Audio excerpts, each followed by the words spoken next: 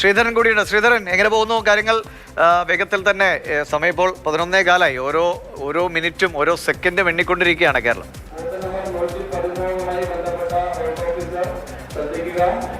കോഴിക്കോട് ജില്ലയിൽ ഈ പോളിംഗ് സാമഗ്രികളുടെ വിതരണം അവസാന ഘട്ടത്തിലേക്ക് കഴിഞ്ഞിരിക്കുന്നു.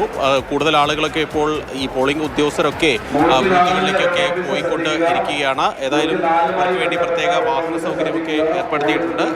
നേരത്തെ ഉണ്ടായിരുന്നതിൽ പകുതി ഉദ്യോഗസ്ഥർ മാത്രമേ ഇപ്പോൾ ഇവിടെയുള്ളൂ. ആളുകളെല്ലാം തന്നെ ഈ പോളിംഗ് സാമഗ്രികളൊക്കെ വാങ്ങി ഇവിടെ നിന്ന് മടങ്ങി തുടങ്ങിയിട്ടുണ്ട്.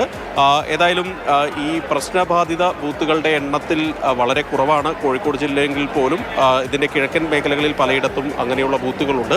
അവിടെയൊക്കെ പ്രത്യേക ശ്രദ്ധ അല്ലെങ്കിൽ പ്രത്യേക സുരക്ഷ ഒരുക്കുമെന്ന് തന്നെയാണ് പോലീസ് അറിയിച്ചിരിക്കുന്നത്. ആവശ്യമെങ്കിൽ കേന്ദ്രസേന പോലും വേണ്ടി വന്നാൽ ഇറങ്ങാനുള്ള സംവിധാനങ്ങളൊക്കെ ഒരുക്കിയിട്ടുമുണ്ട്. അതുപോലെ തന്നെ പ്രത്യേക ബൂത്തുകൾ, പിങ്ക് ബൂത്തുകൾ, അതുപോലെ ഭിന്നശേഷി സൗഹൃദ ബൂത്തുകളൊക്കെ ഒരുക്കിയിട്ടുണ്ട്. കോഴിക്കോട് ജില്ലയുടെ ഒരു സവിശേഷ സാഹചര്യം എടുത്താൽ കഴിഞ്ഞ തവണ ഇതൊക്കെ ഒരു ഇടതു കോട്ട എന്നാണ് പൊതുവിൽ ജില്ല അറിയപ്പെട്ടിരുന്നെങ്കിൽ ഈ കഴിഞ്ഞ തദ്ദേശ തെരഞ്ഞെടുപ്പോട് കൂടി തന്നെ ആ സ്ഥിതിയിൽ വലിയ വ്യത്യാസം വന്നിട്ടുണ്ട്.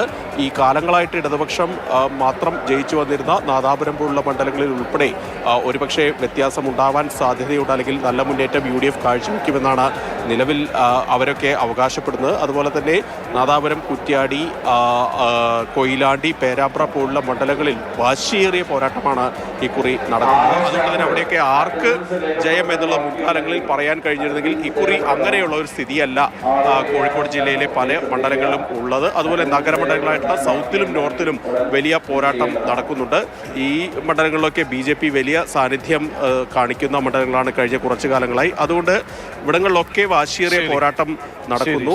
ശരി, KB ശ്രീധരൻ സൂചിപ്പിച്ചതുപോലെ കോഴിക്കോടിന്റെ പ്രത്യേകത എന്ന് പറയുന്ന ഇത്തവണത്തെ തെരഞ്ഞെടുപ്പിൽ പേരാമ്പ്രയിൽ നിന്നുണ്ടായിട്ടുള്ള അനൗൺസ്മെന്റ് കേരളത്തിലെ കാതുകളിലൊക്കെ മുഴങ്ങിക്കേട്ടതാണ്. അങ്ങനെ വലിയ ചർച്ചകൾക്കൊക്കെ വഴിവെച്ച ഒരു മണ്ഡലം അടക്കം 13 മണ്ഡലങ്ങളിലും ഇത്തവണ UDFന് അവിടെ പച്ച തൊടാൻ കഴിഞ്ഞ നൂറ്റാണ്ടുകളായി കഴിയുന്നില്ല.